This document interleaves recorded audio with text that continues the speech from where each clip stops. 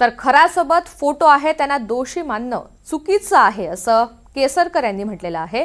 शंकराच्या मंदिरामुळे खरातकडे जायचो असं स्पष्टीकरण सुद्धा त्यांनी दिलं। खराच्या गोष्टी बाहेर आल्या त्याच्याशी संबंध मात्र नाही अशी प्रतिक्रिया दीपक केसरकर यांनी एनडीटीव्ही मराठीला दिली आहे।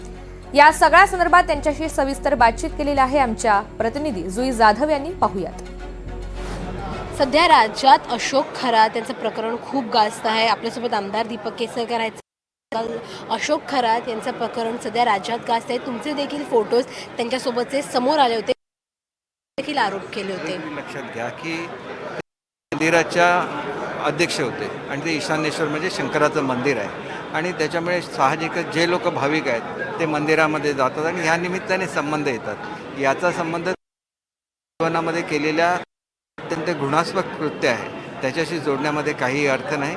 त्याला जर कोणी त्या कृत्यामध्ये मदत केली असेल तर त्यांच्यावर अवश्य कारवाई झाली पाहिजे। केवळ कोणाचे तरी फोटोसोबत निघाले म्हणजे त्यांनी त्यांना असं बिलकुल होत नाही। भाविक असतो वेगवेगळ्या मंदिरामध्ये